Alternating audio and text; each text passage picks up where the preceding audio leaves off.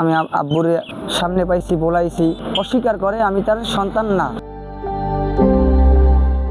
জন্মের আগেই বিচ্ছেদ হয়েছিল বাবা মায়ের। মা যখন গর্ভবতী তখনই তাকে অস্বীকার করেছিলেন জন্মদাতা পিতা। আজ ২৪ বছর পার হলেও নিজের পিতৃ পরিচয় নিশ্চিত করতে লড়াই চালিয়ে যাচ্ছেন মোহাম্মদ নাহিদ ইসলাম। কখনো একা, আবার কখনো মাকে সঙ্গে নিয়ে স্থানীয় জনপ্রতিনিধি থেকে শুরু করে সমাজপতিদের দাঁড়ে দাঁড়ে ঘুরছেন তিনি। কিন্তু 2 দশকেও মেলেনি কাঙ্ক্ষিত সেই স্বীকৃতি। আর 25 বছর আগে আমার আব্বুর সাথে আম্মুর সাথে সম্পর্কের বিবাহ হয়। পরবর্তীতে 2002 সালে সারা কাটা হয়। আমার আম্মুর সমত ছিল না, সারা কাটা হয়। তখন আমার আম্মুর আমি গর্বে ছিলাম। আমার আম্মু বলছিল ডিভোর্সের সময় আমাকে ট্রিটমেন্ট করে হইলো ডিভোর্স হোক, আমার ট্রিটমেন্ট হোক আগে। কিন্তু ওই টাইমের ব্যবস্থায় আমার আম্মুর ট্রিটমেন্ট হয় নাই।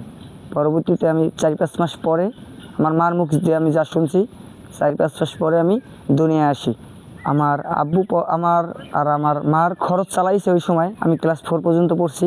পরবর্তীতে আমার আব্বু বিয়ে করার পরে আমাদের আর কোনো খোঁজখবর নেয় নাই। আমি আমার জন্ম নিবন্ধন করতে পারি নাই। আমার আব্বু আমার কোনো খোঁজখবর পরবর্তীতে আর কোনো দিন আমার জিগায়ও নাই। আমি আব্বুর সামনে পাইছি, বলাইছি, কিন্তু অস্বীকার করে আমি তার সন্তান না। তার কথা হয়েছে আমি তার সন্তান না। আমার আম্মু বলছে আমি তার সন্তান। আমার গ্রামের সবাই জানে আমি মিজান বালির সন্তান, কিন্তু সবাই এটা অস্বীকার করে। মিজান বালি অস্বীকার করে। পরিচয়হীনতার এই অভিশাপ এখন নাহিদের নাগরিক জীবনে বড় বাধা। জন্ম নিবন্ধন থেকে শুরু করে শিক্ষা ও চাকরির প্রতিটি ক্ষেত্রেই পিতার নামের প্রয়োজনীয়তা তাকে ফেলছে চরম সংকটে। একাধিকবার সালিশ বৈঠক হলেও মেলেনি কোনো সমাধান। তাকে নিজের সন্তান হিসেবে স্বীকৃতি দিতে নারাজ তার দাবিকৃত বাবা মোহাম্মদ মিজান।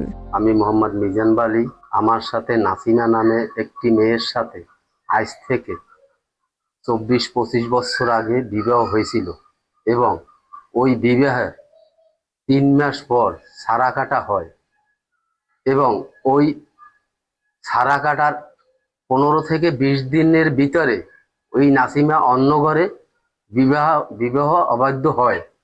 সেই ঘরের সন্তান ওই ছেলেটি আসলে আমার নয়, আমাকে মানুষের চক্রান্তে এবং মানুষের বুদ্ধিতে আমাকে ফাঁসাবার চেষ্টা করতে।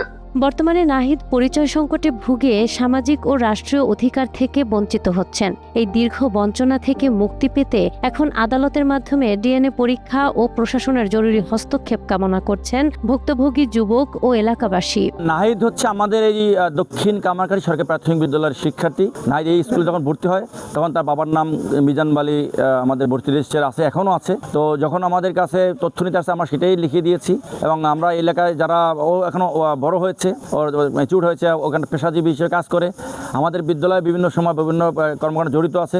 আমরা এই এলাকার মানুষ এবং আমাদের শিক্ষক এবং এখানে অভিভাবক সবাই আমরা এই পরিচয় জানি যে নাহিদের বাবা মিজান বালি নামে যে ভাই, ওনার ছেলে আমাদের আরও একজন ছেলে আছে যেটা আমাদের বিদ্যালয়ে পড়ালেখা করে।